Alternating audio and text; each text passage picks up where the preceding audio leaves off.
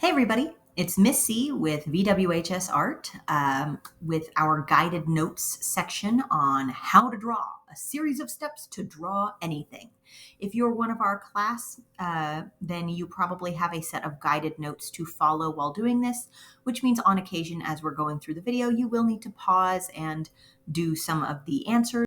Feel free to pause, record, rewind, whatever you need to do in order to get through those notes, etc.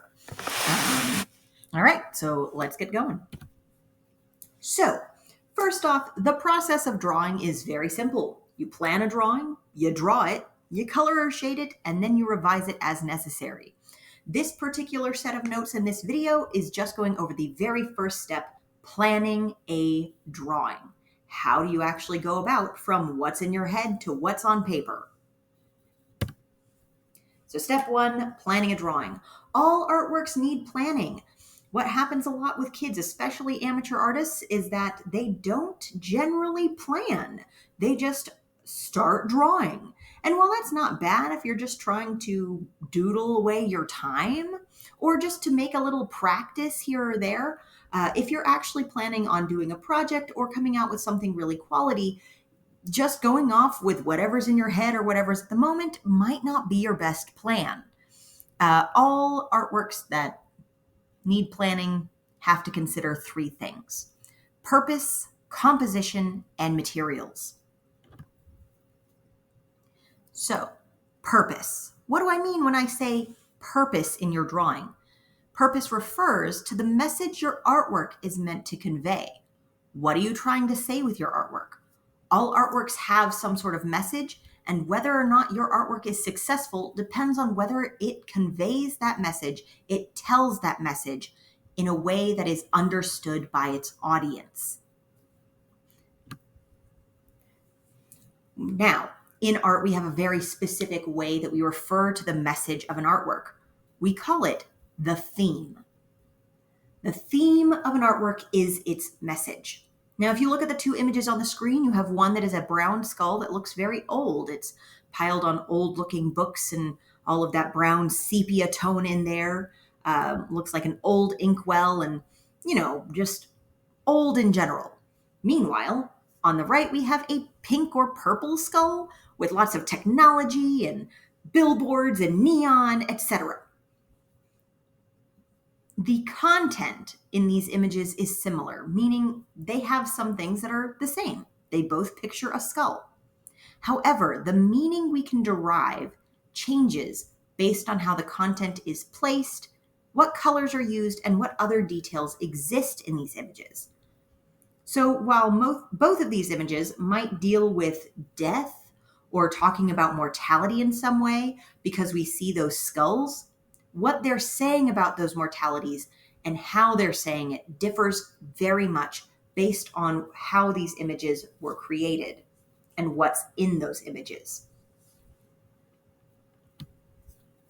Now, when it comes down to theme, every artist should know what a theme statement is. A theme statement is an artist's condensed version of the meaning of their artwork. It's a proper way to convey what their artwork is supposed to be about, what that deeper meaning is. And what we found is that there's a very formulaic way to go about making a theme statement. My artwork is of whatever and shows whatever by using whatever. Each of those blanks is filled in with a very specific thing. My artwork is of subject matter. That first part is subject matter. Subject matter is what is actually pictured in a work.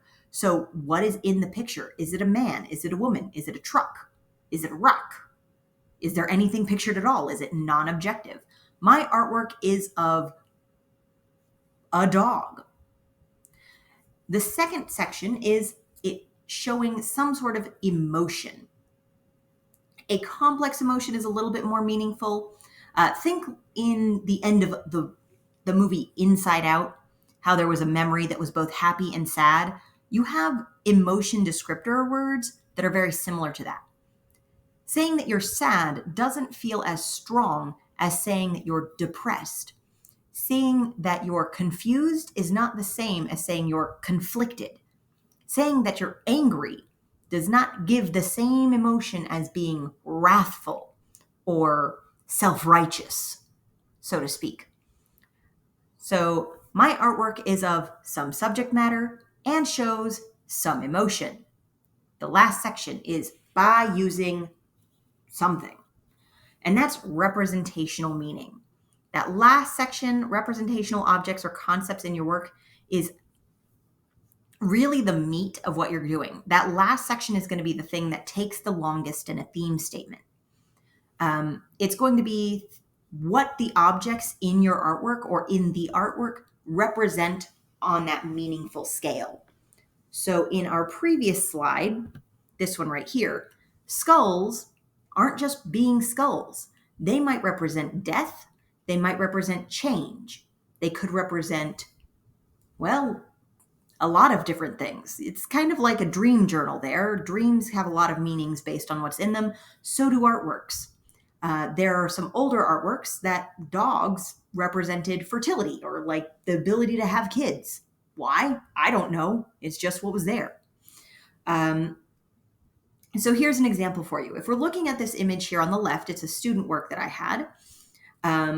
What's actually being pictured, that thing that's going to be in slot number 1, is an owl and a skull.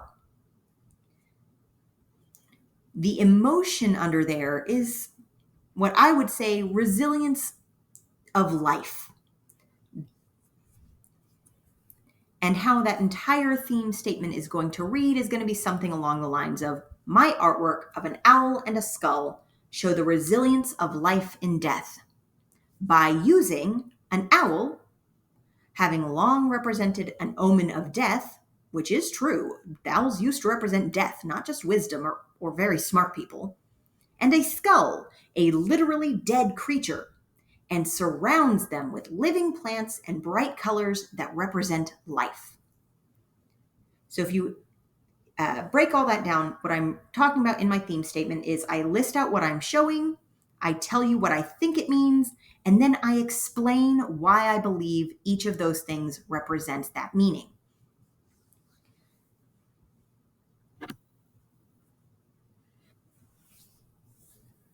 Here's another one that tends to be something that throws kids off. The next step of planning a composition, or the next thing to consider, is composition. Where things go on a page. Your habit at this point in your life is to stick something dead center of the paper and not think about it very hard, which is just what we think of. We think that something is going to be the most important thing in the image, so we stick it dead center. But honestly, in most cases, that isn't actually the best place to put your main focal point. We're going to be looking at some rules of composition. These are just going to be very brief overviews. We'll have other videos that go into them more in depth, or we'll have more projects where we go into them more in depth. But for now, it's a good idea to just get a general idea of what each of these rules of composition is asking you to do. And you want to reference them in your artwork making. You want to think about which ones you can include easily, which ones might need a little bit more work, and which ones are going to be most effective for the artwork that you are building. So think of it like guidelines for where you're going to put things on a page. First things first, focal point. There is always going to be a focal point of your image. That focal point is the thing that draws the most attention. It is not the only thing on your picture, nor is it the only thing drawing attention, but it is the thing that draws the most attention. So anytime you think of a focal point, think like a target. That is where we're going to look first, and it's where we're going to look the most. Thing to consider too, rule of composition number 2 is the rule of thirds. This is an imaginary division of the page. If you look at my little sketch right there, each of those lines, those dotted lines, is about a third of the paper wide or far apart, and they go both vertically and horizontally to make about a grid of 9 boxes. Where those lines cross, you can see a red X. Those red X's are good places to put your focal point, and even in our little focal point image, it's pulled off into the side to that upper right third. All right, depth is our next rule of composition. Depth is the illusion of 3D space in an artwork. It can vary from being very shallow to being very deep. Generally, the more deep the illusion of 3D space, the more effective your artwork feels. Now, having a super deep depth in an image is not always what you want. Say, for example, you're designing a logo, you're not going to have much depth there. But if you're trying to make any kind of landscape look convincing, you need that illusion of depth. If you're trying to draw a street view, something that has depth is going to make it much more convincing. Rule number 4 is to fill the space. It is the sense that the artwork doesn't have any empty areas. Now, most of the time you can solve this by drawing large. You don't need to think of a million things to put everywhere. You can just draw big. However, when you are filling the space, one thing that kids tend to do is they tend to wallpaper. If you draw a bunch of lines in your background to make it look stripy, it just feels like a wallpaper on the background and doesn't feel like a picture frame has been placed there. You want to fill the space with things that aren't just background imagery. 5, dynamism. It's the use of diagonal lines or lines of action to convey a sense of energy and excitement. If you're trying to tell me that football is really exciting with your drawing of a big football scene, I want to see someone leaping across the page, the ball flying across the field, etc. I do not want it to sit there or stand in a straight line. Generally, lines that are diagonal are going to be much more active, and lines that are straight vertical or straight horizontal are going to feel much more stable, solid, and secure, and honestly, they're going to feel like they're standing still. 6, variety of size. Basically, all you want to make sure of is that the things in your artwork are not all the same size. Have some things that are big, some things that are little, and some that are in between. You can think of it like Mama Bear, Papa Bear, and Baby Bear. So if you look at your artwork and everything on it is the same size, just make some bigger and some smaller, and you basically automatically have variety of size. Number 7, repetition. When you can't think of new things to add, just repeat the old ones. Repeat colors, repeat shapes, repeat objects. Anything that you can repeat without it looking odd, do. Framing. Rule of composition number 8 is to frame things. It's the use of objects or elements, meaning parts, of an artwork to make frames around specific areas to draw attention to them. We tend to like picture frames as human beings. So if you have a drawing of a dog and you put him in a pool and the edge of the pool surrounds that dog, you've made a frame. If you have a picture of a person outside and you use some tree branches to drape on either side of their head, that makes a frame. And we draw attention to those areas with those little picture frames. Rule number 9, landscape and portrait orientation. These don't have so much to do with where things are going on the page, so much as which direction the paper is in. Is it tall and portrait orientation, or is it wide and landscape orientation? This is something that you have to derive for yourself. Which is going to be better? You want to use the orientation that works best for your image. So if you have a lot of things that are going to be very tall in your picture, consider having it portrait orientation. If you have things that are going to be going across side to side in your picture, landscape orientation is going to be better for you. That one you might have some confusion with at first. We all want to put things in portrait orientation almost all the time, but consider on occasion that landscape might work better for you. Now, materials. This is the last thing to consider in planning an artwork. In art, we have a very specific word for materials, and that's media. Now, if you look up at the top, you'll see that there's the word medium, and then in parentheses, plural media. Because in art, it's just weird, okay? I don't know why we call them mediums and media. You just have to remember that medium is whenever it's just one, like you have only colored pencils, that is your medium. Or if you have more than one, you have colored pencils and you have watercolor on there, that's plural media.